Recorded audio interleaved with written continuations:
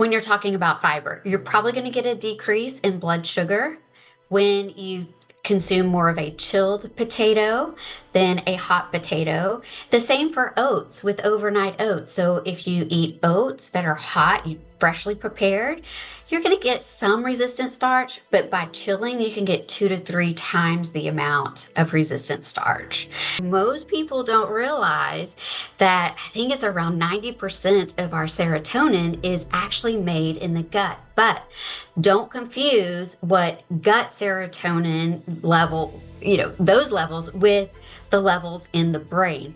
It's actually when serotonin is stimulated or increased, produced in the gut, that also signals that gut-brain axis to increase serotonin in the brain.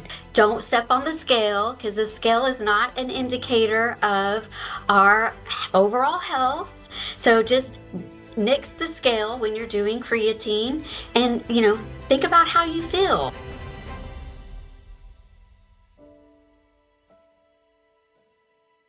What if the key to transforming your menopause experience was sitting in your fridge right now? Here's a secret.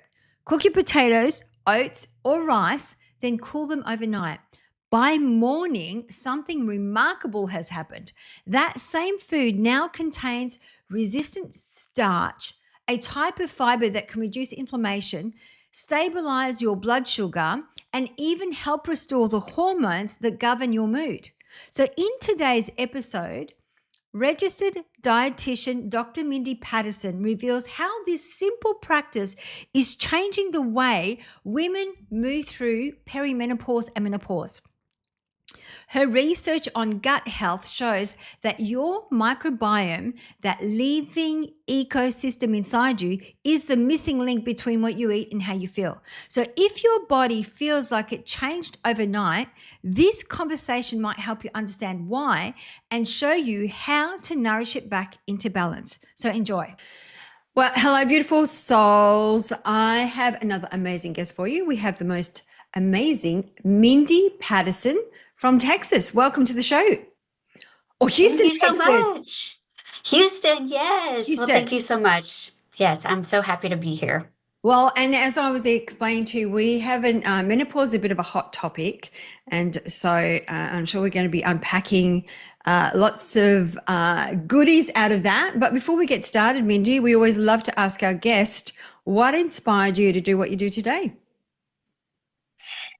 I always wanted to help people. That's kind of why I went into my undergraduate college career as wanting to be a physical therapist. I thought, oh, that's great. I can help people. It's hands-on. But then I took my first nutrition class, and I'm going to be honest, at the time, I didn't know you could actually have a career out of nutrition. And I didn't know that registered dietitians were an actual thing. Well, when I took that class, I absolutely fell in love with it and immediately recognized the link between diet and how you feel, and especially your gut health. So I want to just kind of share a story. So I remember in this first Nutrition 101 class, and Dr. Chapman was the professor, and he was talking about fiber. And I think he was kind of a fiber guru at that time. And he was pointing, saying, oh, you're college students, you're not getting enough fiber. And I was like, in my head, well, of course not. I'm eating ramen noodles every night, which has zero amount of fiber in it. So, of course, after that lecture, what do? In pure Mindy fashion, I go to the grocery store and I go down the cereal aisle and I see the cereal Fibre One. And so I pick out the Fibre One, and mind you, I don't know how many grams of fiber it has, but a lot. So I go back to my dorm room and I have 2 bowls of the Fibre One. Big mistake, huge mistake. But that was the moment when I realized that diet and especially fiber and gut health were 100% connected. And I learned that lesson, right? You don't go out and buy a fiber cereal or eat 10 fiber bars when you have low fiber intake because you are really going to have issues with GI distress and bloating and pain and all of the things. So, I mean, that kind of was really my parlay into becoming a dietitian and then wanting to go and get my PhD, and just so happened to fall into the fiber realm when I was doing my dissertation research. So from there, I just kind of catapulted on and have, been researching prebiotic fibers, one in particular, resistant starch, and learning about gut health and then how gut health changes as we age, in particular women, because we have the decrease in the hormones and that changes our gut microbiome profile. So, learning how to optimize gut health, which optimizes our total health, is really what I'm here to do right now in this phase of my life. Oh, so many questions are coming up for me, Mindy. So you're saying that from an example, because it's interesting. I've just started a new hormone therapy treatment, compound pharmacy stuff. It's one of those ongoing adventures, I call them, and I do feel my gut doing stuff at nighttime. So you're saying that, so by increasing our hormones or making sure that our hormones are stabilized is actually improving our gut health. Absolutely. So if you can optimize your hormones, whatever phase you're in, menopause, postmenopause, then that is going to help improve the diversity of the gut and the gut microbiome. And we know that people that have a more diverse microbiome tend to be healthier. And that can help reduce things like leaky gut and reducing inflammation. And then when you have a good microbiome, it naturally boosts GLP-1 by eating certain things like prebiotic fibers and polyphenols. So, how do you actually make sure that you've got a great gut microbiome? Like, what are the signs, or what do we do? What are the foods? Okay, let's start with symptoms, right? So let's go with, if you have an unhealthy gut, you're probably having a lot of bloating. You may have a lot of issues with maybe some distension and even some pain. You're probably not going to the bathroom on a regular basis. So you want to make sure you're going to the bathroom at least once per day, and make sure that when you go, it's easy and it feels satisfying. I know that's kind of weird to talk about this process, but we all do it, and it's a great way to get rid of our toxins and things like that. So, if you are having a difficult time going to the bathroom and just issues with GI distress overall, then you probably have a unhealthy microbiome makeup. But the good news is you can use diet to turn that around. Okay. And so one of the things absolutely is getting enough fiber. So want to make sure, and the recommendations, in my opinion, are too low. The recommendations here in the United States are too low. They're based on reducing cardiovascular disease risk. When we go to the literature and we look at how much do we need for improved metabolic health and gut health, we need at least 35 to 40 grams every day. And of course, we're going to get that from fruits, vegetables, whole grains, beans, legumes, nuts, and seeds. So ensuring you're getting a lot of that, those types of foods in your diet are key. And then second, you want to make sure you're eating natural sources of probiotics, right?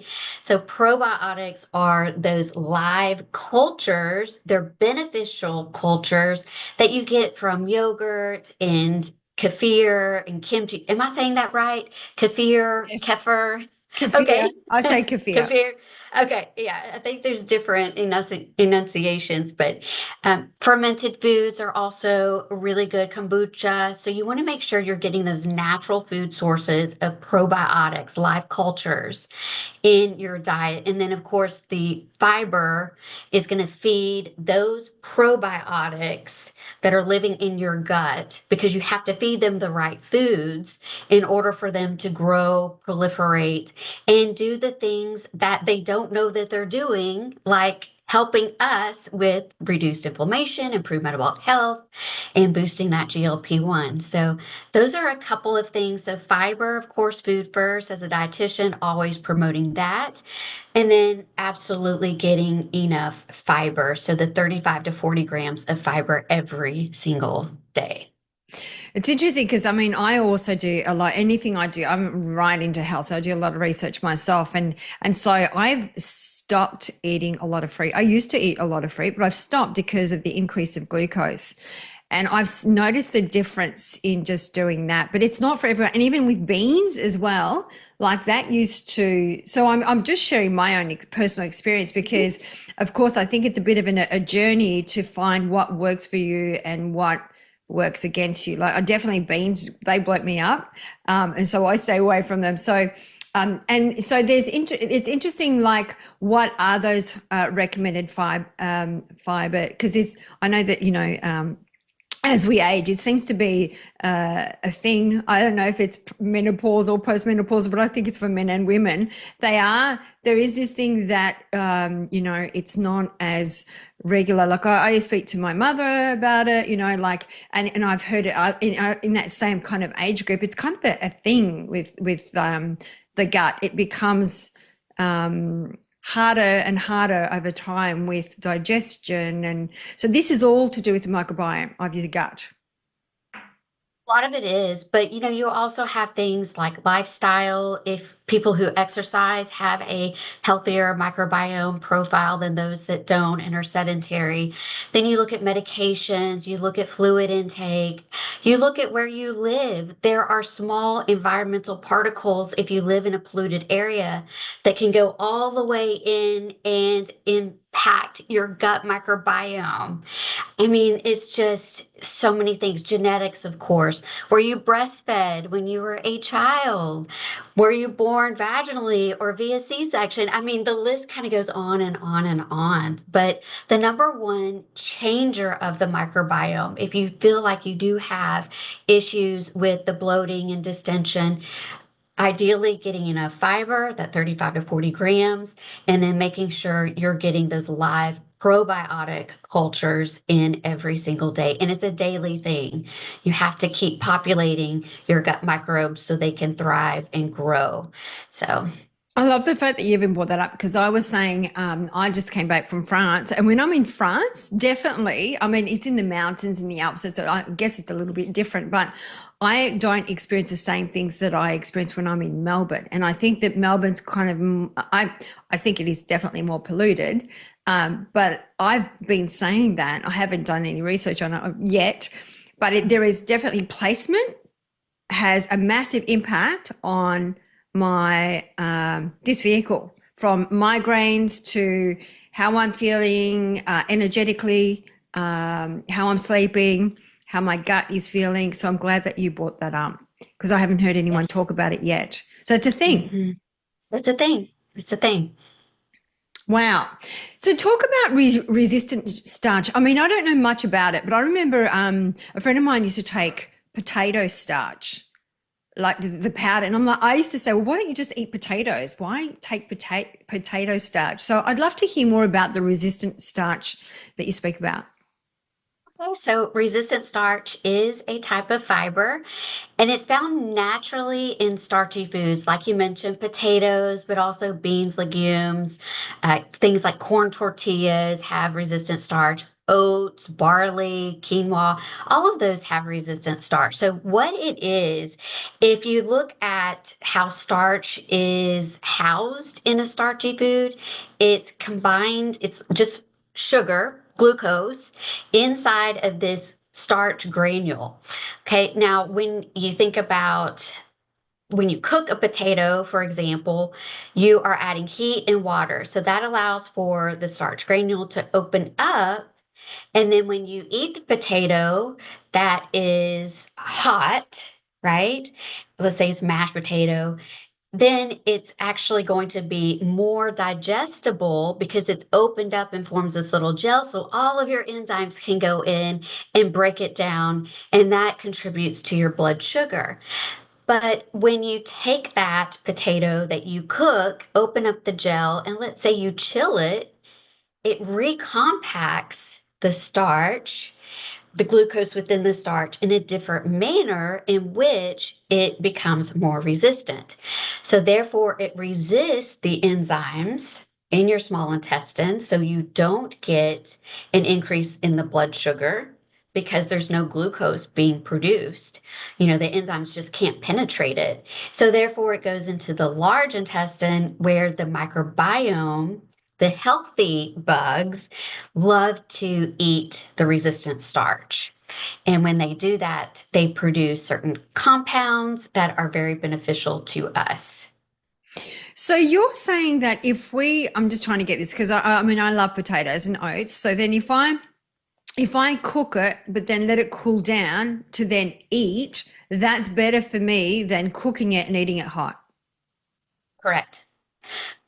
When you're talking about fiber, you're probably going to get a decrease in blood sugar when you consume more of a chilled potato than a hot potato. The same for oats with overnight oats. So if you eat oats that are hot, freshly prepared, you're going to get some resistant starch, but by chilling, you can get 2 to 3 times the amount of resistant starch.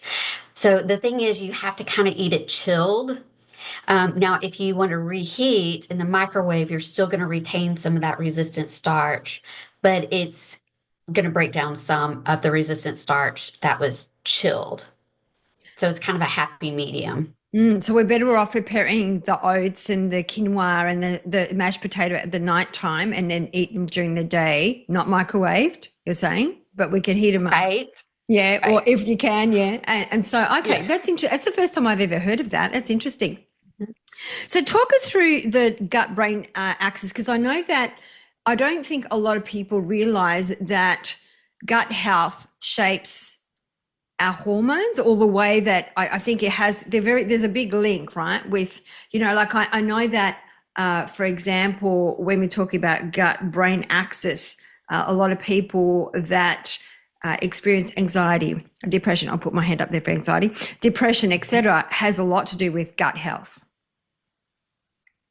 Right. So we can talk about, yeah, the gut brain axis is kind of this, it's really related to the vagus nerve. So you've got these nerves that innervate our intestine, our entire intestine. So when you start to ingest food, whether it's carbohydrates, protein, or fats, then that kind of stimulates the vagus nerve to say, oh goodness, we have an influx of nutrients coming in. So let's signal the brain as you continue to eat to slow down digestion, and that's going to promote fullness. Okay, so that's when you're healthy and you have good, healthy appetite regulation. And so you stop eating when you're full. Some people have this dysregulation, unfortunately, and there's a lot of things that contribute to that. But we absolutely have this gut brain connection. And then something else with, for example, eating certain foods, and this is kind of the microbiome connection, is when the foods, including the fibers, but also polyphenols, even some amino acids, are food for those good microbes in our gut. And then they eat the fibers and then they produce the compounds. And some of the compounds are also stimulating the vagus nerve. Okay. So it's sort of like just the presence of food and then also the microbiome breaking down the food also signals the brain. So there's this gut brain connection.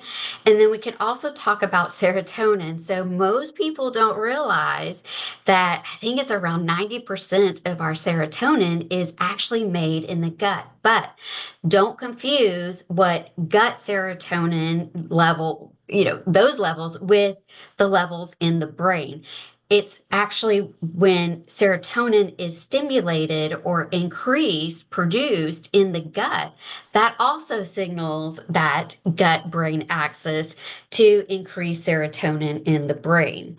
So it's not a direct chemical relationship, but it's through all of these nerves that are really really firing, right? And then that controls your appetite, it controls digestive rate, And there's absolutely a true gut-brain connection. What about the first thing that came to mind? What about emotional eating? What about when we obviously, does that have anything to do with an unhealthy microbiome? Because I know that for me, I don't do it as much anymore, but I used to spend a lot of time in the pantry if I was stressed out. Yeah. Yeah, yeah. No, I don't know truly the microbiome impact of that, but I do know that if you're consuming a lot of the snacks, the sugars, and things like that, the ultra processed food, then it can promote a more unhealthy microbiome profile. So I always tell people if you're snacky, if you're craving certain sugar or fats, start with, again, these plant foods, fruits and vegetables and beans. And it all goes back to just, and I say it's the one ingredient foods that you need to eat, right? When you look at blueberries at the store, it's one ingredient. It's blueberries, strawberries, kale, spinach, one ingredient. So if you slowly change your diet by incorporating these more healthier, fibers and also protein's having a moment too, then you are going to inadvertently, through your microbiome changes, manage your appetite that way. And that's going to help control your cravings. Yeah, I'm big on looking at. I don't actually buy packet foods. I do look at all the things that are in a packet, and I think that's really important too. For us to become more and more consciously aware of even the amazing. I mean, in France, for example, they don't use nowhere near as many chemicals as what they do in the US or Australia. So it's interesting when you look at the packet, the difference. Even like some of the numbers here, I don't even know what they mean, but it's all chemicals. I think it's for us to be, and it's interesting because I'm not saying it's I know there's a lot of people that are time poor and they've got families and it's easy to get takeaway or packet food, absolutely. But I think that if we can start just being more conscious about our gut health, because I think it affects everything, doesn't it? It's not just hormones; it affects your mental state as well. That's why I was talking about anxiety and depression, and it links to a whole lot of things. So I'd love to, because before we got on the show, we were talking about peptides, which is kind of another buzzword. So we'll link that back into hormones, because hormones and peptides are a big thing. And I was talking about GLP-1. I'd love to understand, what is a peptide? What are peptides? It's basically a sequence of amino acids. It's not a true protein because it's not configured and folded in a way that proteins need to be folded so they can become active. Think enzymes or proteins, things like that. But they're little short, just sequences of amino acids. And so they're not complete proteins, but they are just a little slice of a protein. But they have bioactive mechanisms. So they act like a hormone in our body, even though they're called a peptide. And so what other benefits of us, for example, and I've been looking into it myself. What other benefits because there's so many things we've got to be careful of, right? So apart from eating really well, we've got to make sure they have protein on a daily basis with most meals. I'm even thinking like now, I'm just going to do my oats at night time, let them soak overnight already, just, but then looking at, now with peptides, does protein and peptides work well together, or because they sound very similar? So I'm just looking at, do we need to increase protein if we're taking some sort of peptide supplement? No, it's a different mechanism. So we have peptides that are released from our gut, such as GLP-1, GIP, PYY, and those are all involved in glucose and insulin regulation, appetite, metabolic health, reducing inflammation, all of those things. But eating more protein doesn't translate into increased GLP-1, PYY, things like that. Just ingesting nutrients in general are going to do that. And then the fiber, of course, the fermentation of the fiber can boost GLP-1 because it is released in the large intestine. Now, one thing about protein, and you mentioned this, it's having such a moment. And when we are in our midlife as a woman, so 40s, 50s, 60s, beyond, we are losing that estrogen, that testosterone, progesterone. So we're losing those hormone stimuli to actually maintain our muscle mass. There are other things that are going on, but we start to see muscle mass declining as we age. And so, since we are losing that stimuli to build and maintain our muscle, we have to look at other ways that we can, do to actually replace that hormone stimuli. And so one thing is to absolutely making sure you're eating enough protein every single day. Priority is getting your overall protein needs met. So I always say here in the US, it's zero point 0.8 grams per kilogram of body weight. It's too low. It's way too low. We've done so much research that data is over 50 years old. And so, what I recommend people of middle age, zero point 0.8 grams per pound of body weight, and that's the overall daily protein needs that we need to meet to help sustain our muscle mass and making sure we're eating high quality proteins. So, all high quality proteins contain all of the 9 essential amino acids. We get them from animal based products, beef, chicken, pork, turkey, fish, eggs, dairy, but also soy. So if you're plant based, soy is a great way to get that high quality protein in. And I always like to break it down too as meals, right? So in each meal, you should be getting about 30 grams minimum of protein. And that's going to help with maintaining your muscle mass and preventing that degradation just by getting those proteins and amino acids in. Now, of course, resistance training is going to be helpful because that's going to be another stimuli to help make up for our declining hormones. But starting with protein and getting adequate protein overall, throughout the day and then at each meal is absolutely going to be ideal. And it also helps with bone. It helps with bone. So, Mm. yeah. Yeah, I know. I try to be consciously aware of that. I bought myself some protein powder because I can't seem to have eggs or meat or, dairy at every single meal. So I kind of like am consciously aware of introducing protein with every single meal, sometimes just a protein shake. Another buzzword that I'm hearing a lot about is creatine. Yeah. So I can Yes. absolutely Yeah, talk I'd about love to hear more creatine. about that. Okay, so let's talk about what creatine is. So, creatine is a molecule. It comes from meat, so we eat it when we ingest meat. We also make it from scratch in our bodies. And then we also store it mostly in our muscle. I think it's about 95% of creatine is stored in our muscle. Well, since we're in midlife and women in midlife and postmenopausal, with creatine, we tend to start to eat less, we make less, and we store less. So there's a need for potential supplementation. And I can talk about that, what I recommend in a little bit. But what creatine does is it makes ATP, energy for our cells, very quickly. So let's say you're going on a walk. As you walk, you are using up that ATP in your muscle cells. So you want to be able to replenish that. And in doing so, which creatine does, it helps improve your energy, improve your workout. You get less fatigued.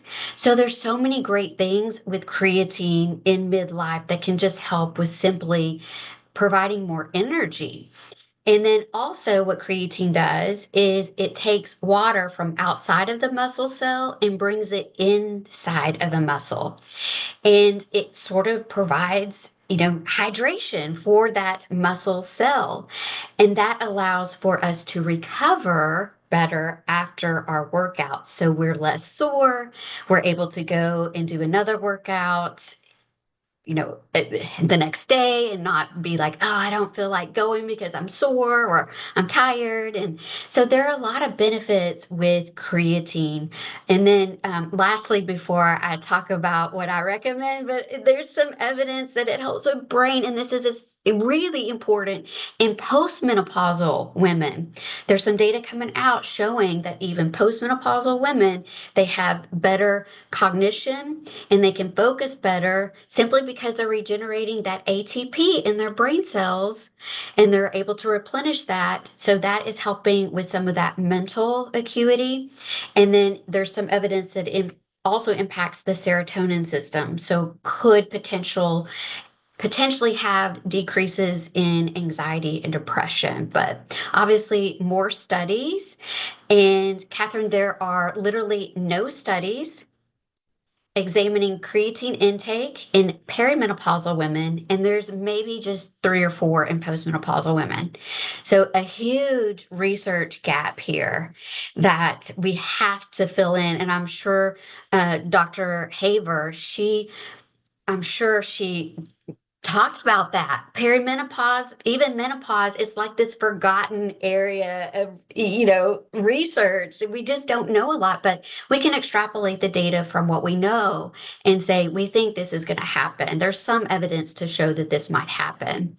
But creatine absolutely can help with the brain, with the mental acuity and potential cognition, focus, and then also with serotonin potentially, but I take it every day.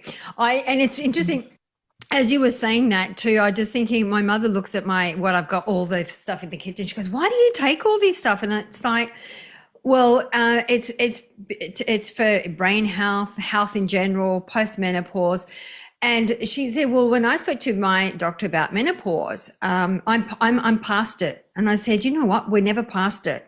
And I'd love to really unpack perimenopause because that's your specialty, I know. But there's this belief that once you've passed menopause, and she has all the symptoms, by the way, like still has the for 20 odd years, still the hot flushes, not sleeping well, the dizzy spells, the ring in the ears, all the things that are linked to menopause." So it's interesting. Hey, there is a big gap. There's a massive gap, so I'd love to unpack that a little bit more. But yeah, I take that every single day, creatine, and I do notice the difference. It's interesting you were saying so it's more like you're saying, because I take it in the morning, I don't before exercise or anything like that. But you're saying you can take it after exercise as a way to heal, to bring in the water into the muscle and helps the healing process.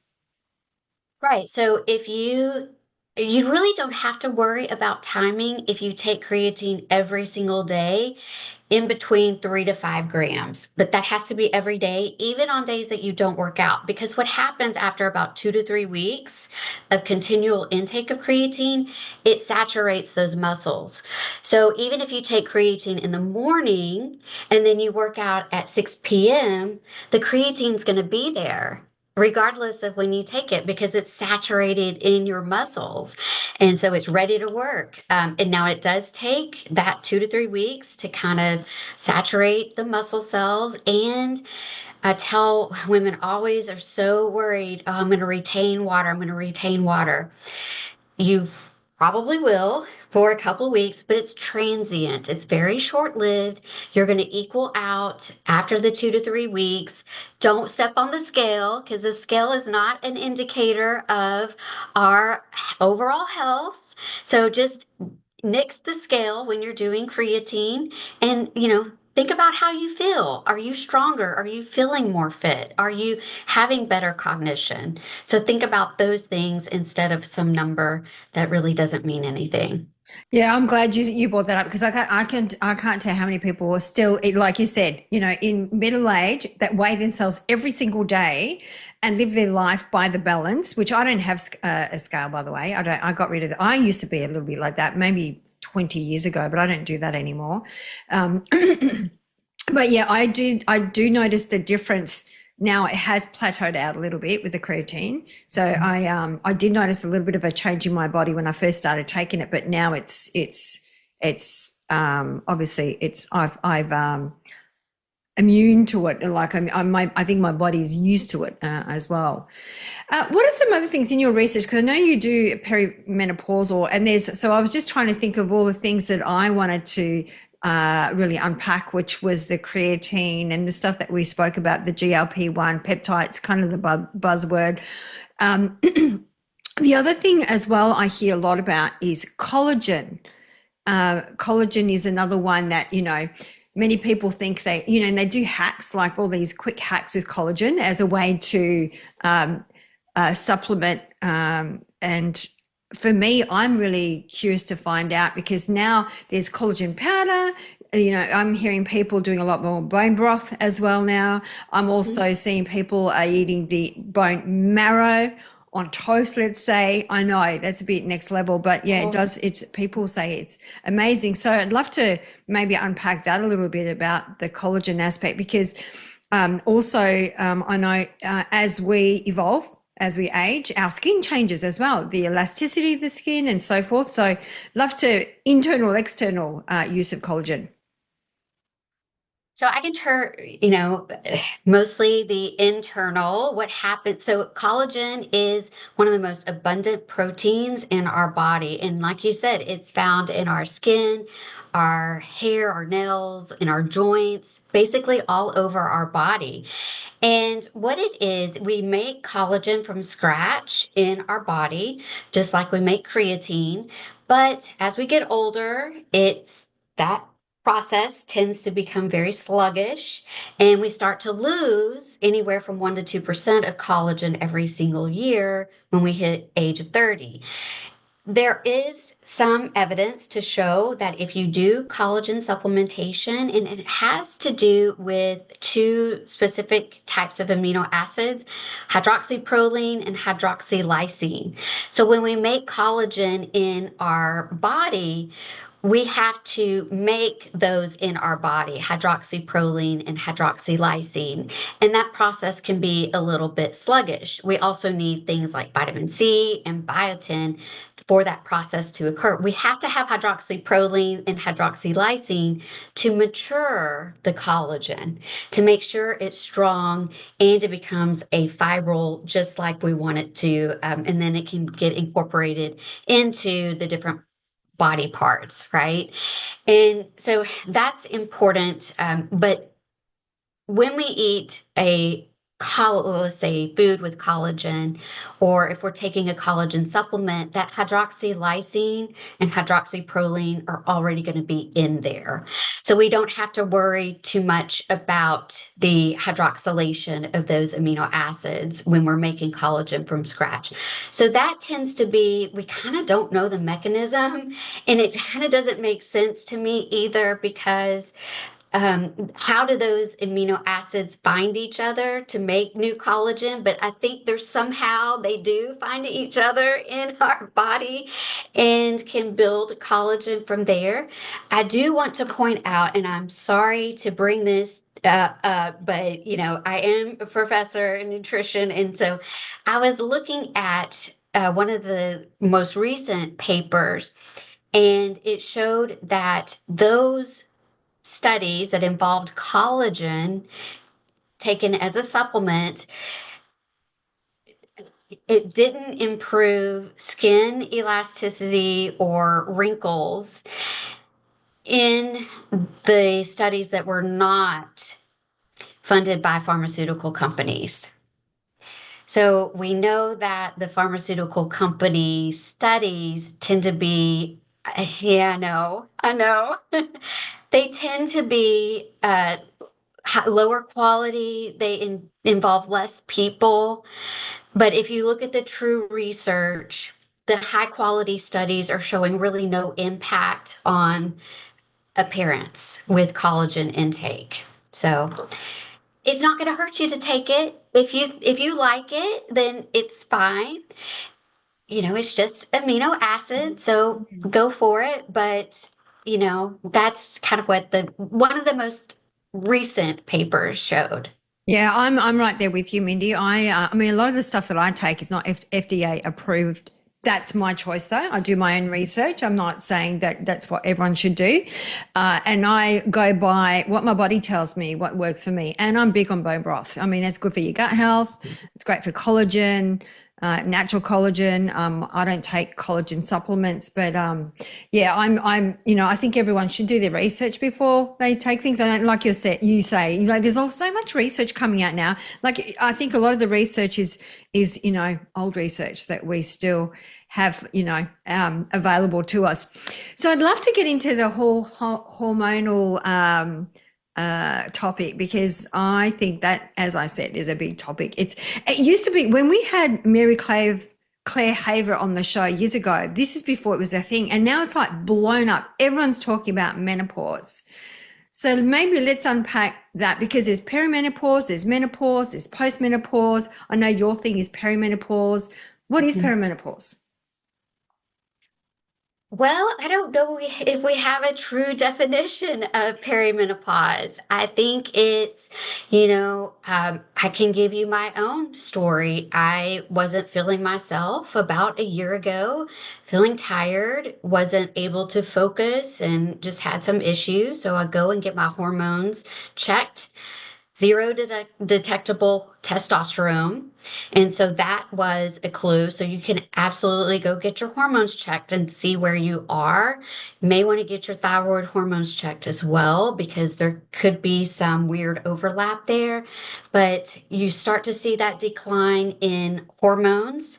You also tend to see more irregular periods. So maybe they are closer together. You may get them every 2 weeks instead of every 4 weeks or 28 days like you used to when you were younger. They may be longer in duration. You may have more cramping. They may be shorter in duration. It's kind of all over the place. That's why I don't know if we truly have a definition. It's more about you. How are you feeling? Are you sleeping less? Are you having issues with the belly fat? That's another indicator, is the fat shifts from our lower body, our hips, to our visceral area, and we know that isn't a healthy outcome. So there are just so many different things.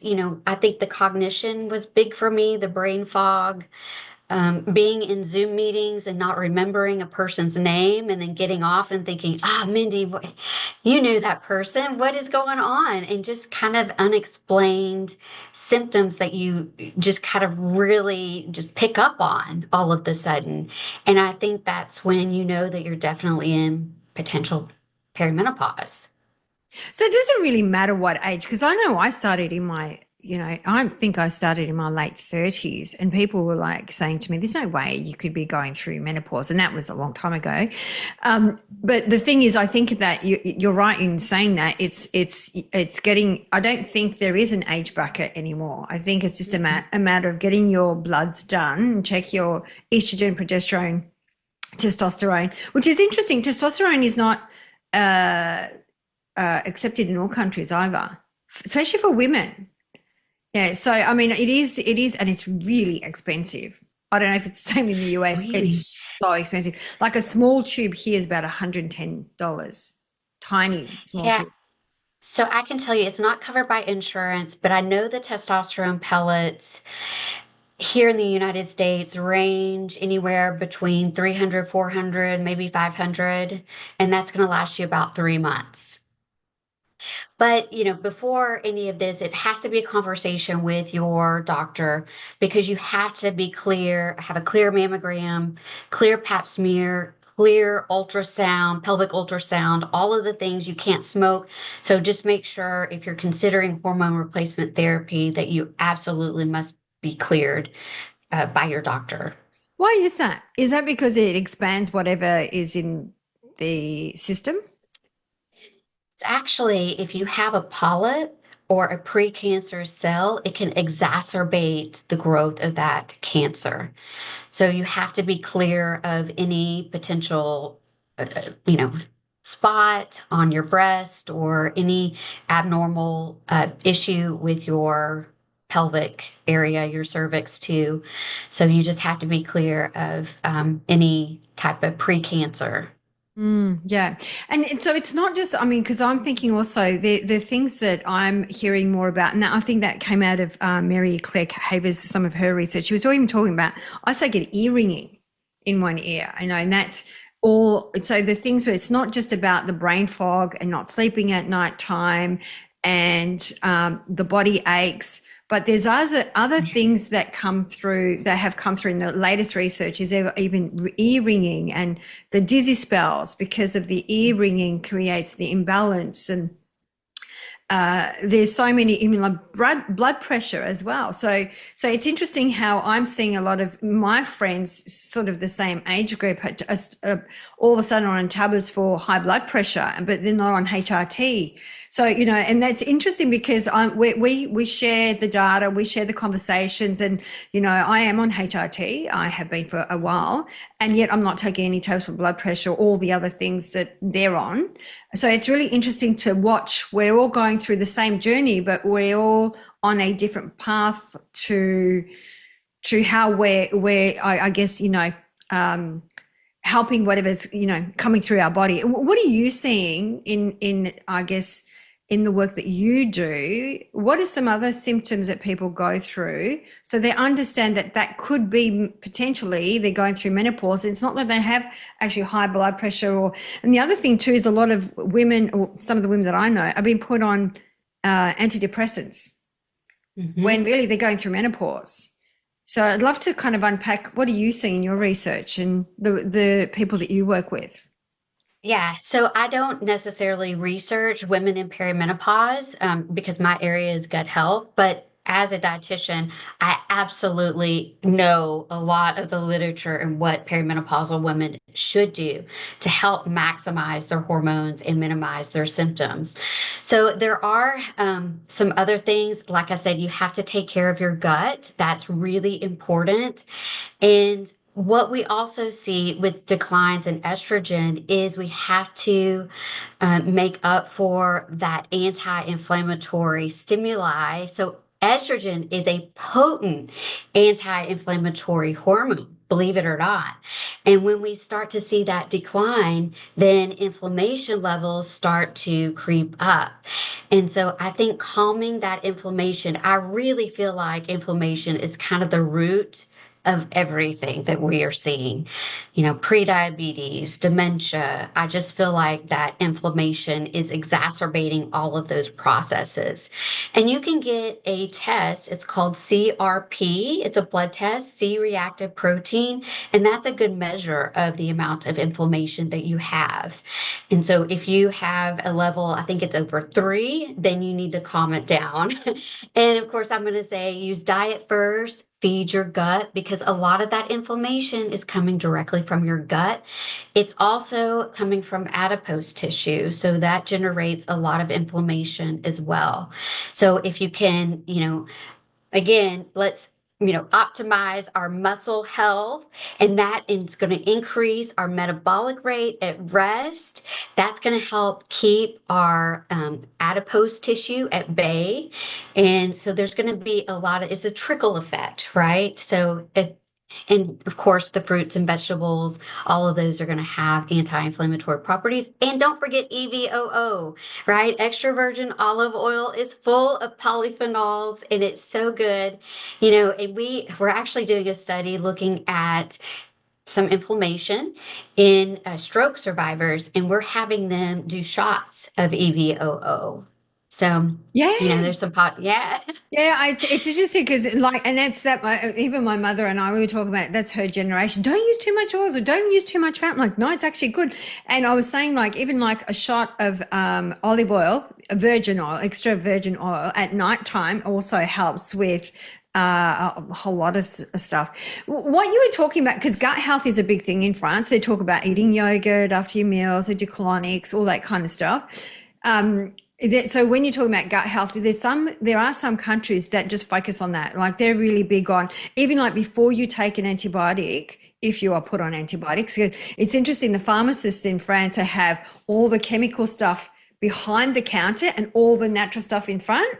Whereas in Australia, we have all the chemicals in the front and then all the natural stuff behind the counter. So it's interesting just to see different cultures, how they, but in France, if you're up or on antibiotics, they say always protect your gut first. Like eat yogurt or protect your gut in some way before you put any chemicals in your body.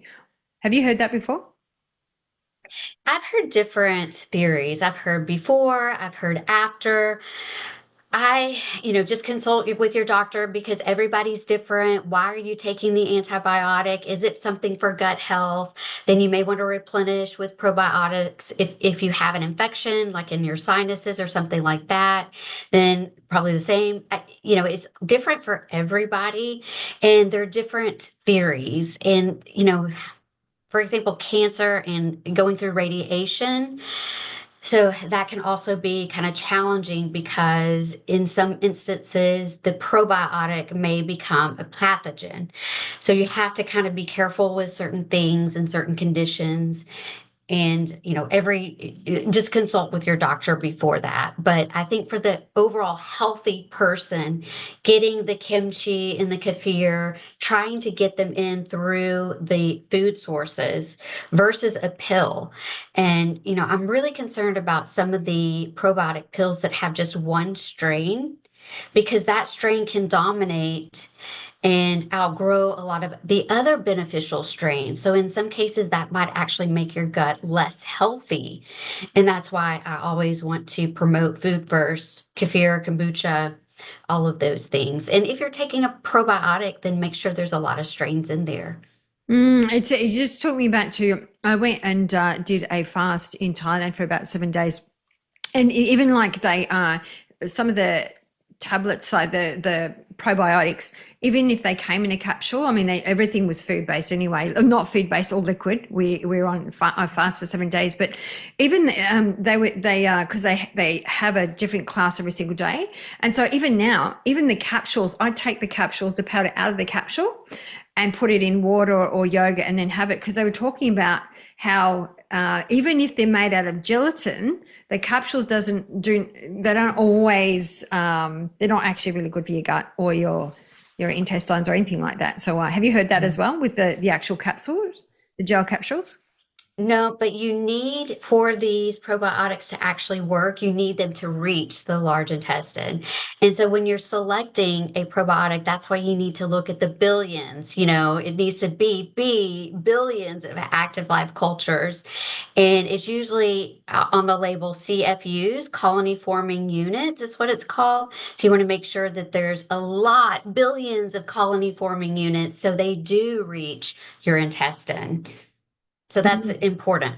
Love Mhm. that. Thank you so much. So I am also conscious of your time, Mindy. I have loved our conversation. And so is there any question before we go into our 3 shiny golden nuggets? Is there any question that I haven't asked you, that maybe some information that you wanted to share when it comes to gut health, or anything that maybe we haven't covered?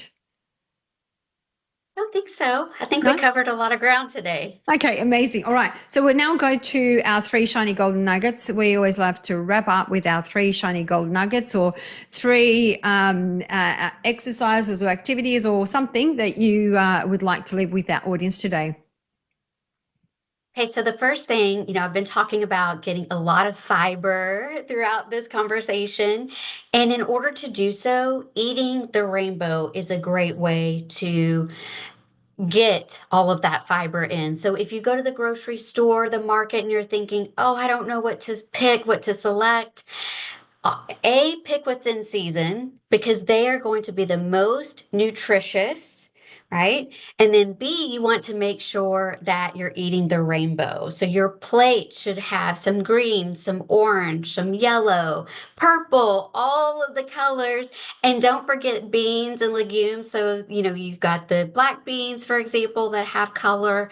So, making sure you're getting all of those in. Eating the rainbow is so important. And then I think second is you want to really optimize your gut health by consuming the probiotics. And I just talked about how you can get those probiotics in, especially through food. And then making sure you're getting the fiber, even prebiotic fibers in to feed those probiotics so they can grow, multiply, and be viable. And in the meantime of consuming more plant-based foods, decreasing those ultra-processed foods, those packaged foods, decreasing the amount of processed meat. So processed meat also can be detrimental to the microbiome. Sausage, bacon, even the deli meat, those can all harm, especially in an environment where there's low fiber, high processed meats and foods. That can be very detrimental to the microbiome. And not all fibers are created equal. So if you want to try a supplement, some just help with regularity, right? Some just help move things along, but that's not always the case. You want to make sure you're getting a prebiotic fiber, one that's going to feed the bacteria in your gut and help move things along. So the prebiotics is what you should strive for instead of just the laxative type of fibers that you get out there. But food first, right? But if you need to supplement, select a prebiotic. I love the fact that you said in season because that's the other thing I'll talk about because I've just come back from France. It's I was looking for I think it was eggplant, I can't remember, and my cousin said you can't find them because they're not in season. And what do you mean? In Australia, I can find them all the time. But it's so true because if they're not in season, they're not as obviously as because they've been produced somewhere else, right? They're not from the ground. And so so I love the fact that you brought that up because it's not something we think about. And if you think of unseasonal foods like the eggplant, right? If it's not in season, think about if it was grown in Mexico, for example. Well, how did it get to your location, either by plane, by automobile, whatever, but during that whole process, it's losing nutrients because it's being exposed to heat and light and different temperatures, and that all degrades the nutrition. So buy what's in season. Try go to your local farmers market. That's going to be your best bet. But yeah, in season for sure, and eat the rainbow. Yeah, I do. I love Eat the Rainbow. I love that whole concept. So thank you so much for sharing that. Thank you, Mindy, for coming on the show. It's been interesting. I've learned quite a bit, and I'm definitely going to be more conscious about probiotics. It's something that one thing I don't really bring enough. I used to make my own kombucha all the time and used to have even like apple cider on a daily basis, apple cider vinegar that I used to make myself with the scobies. But I haven't done that for ages, so I might bring that back in. So thank you very much. I learned lots today. So thank you for your time, your energy, and I'm sure people are going to reach out and enjoy the rest of your day, which is my morning. It would be your afternoon, wouldn't it? It's my afternoon. Yes. Thank you. Thank you so much.